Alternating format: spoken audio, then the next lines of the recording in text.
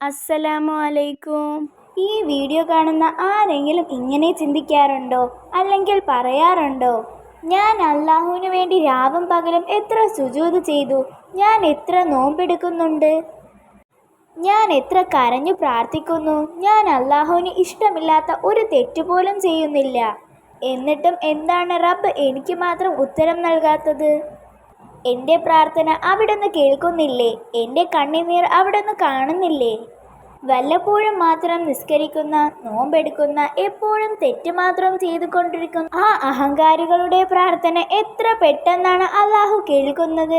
അവരുടെ ആഗ്രഹങ്ങൾ അവർക്ക് വിചാരിച്ച സമയത്ത് തന്നെ നടക്കുന്നത്. അവർക്ക് എല്ലാ സൗകര്യങ്ങളുമുണ്ട്. എന്ത് സന്തോഷമാണവർക്ക്! ഈ ചിന്തകളൊക്കെ എപ്പോഴെങ്കിലും മനസ്സിൽ വരുന്നുണ്ടെങ്കിൽ ഇതൊന്ന് കേട്ടു നോക്കിയാൽ മതി. ഒരു വിഭാഗം ആളുകൾ പ്രാർത്ഥിക്കുമ്പോൾ അല്ലാഹു അവൻ്റെ മലക്കുകളോട് പറയും, അവൻ പ്രാർത്ഥിക്കട്ടെ, അവനിപ്പോൾ ഞാൻ ഉത്തരം നൽകില്ല. അപ്പോൾ മലക്കുകൾ ചോദിക്കും, അല്ലാഹുവേ, എന്തുകൊണ്ടാണ് അടിമ താണുകേണ് ചോദിച്ചിട്ടും അവിടുന്ന് ഉത്തരം നൽകാത്തത്? അപ്പോൾ അല്ലാഹു മലക്കുകളോട് പറയും, അവൻ്റെ ശബ്ദം എനിക്ക് വളരെ സന്തോഷം നൽകുന്നു, അവൻ്റെ ശബ്ദം കേൾക്കാൻ എനിക്ക് ഇഷ്ടമാണ്, അതുകൊണ്ട് അവർ എന്നോട് ചോദിച്ചു കൊണ്ടേയിരിക്കട്ടെ. ഇങ്ങനെ അല്ലാഹു മലക്കുകളോട് പറയുമെന്ന് നബി സല്ലല്ലാഹു അലൈഹി വസല്ലം പറഞ്ഞിട്ടുണ്ട്.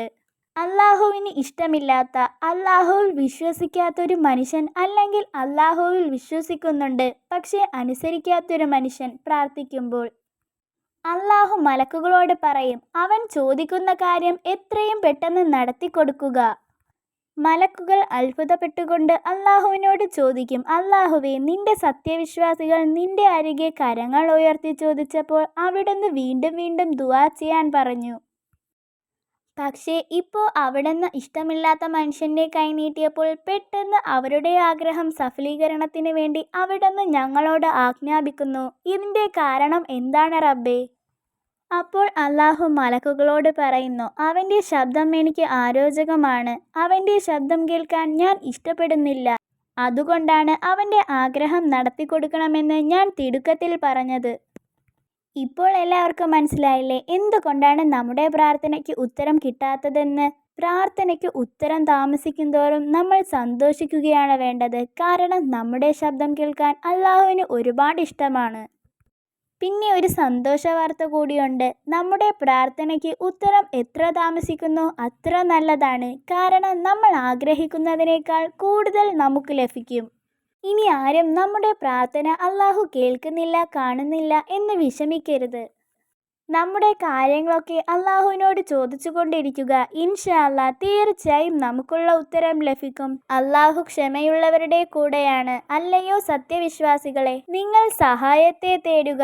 ക്ഷമ കൊണ്ടും നിസ്കാരം കൊണ്ടും. എല്ലാവരും ക്ഷമ കൊണ്ടിരിക്കുക, എല്ലാത്തിനും പരിഹാരമുണ്ടാകും. ഇൻഷാ അല്ലാഹ് നമ്മുടെ എല്ലാവരുടെയും എല്ലാ ആഗ്രഹങ്ങളും ഉദ്ദേശങ്ങളും അല്ലാഹു തആല നടത്തി തരുമാറാകട്ടെ. ആമീൻ യാ റബ്ബൽ ആലമീൻ. അസ്സലാമു അലൈക്കും.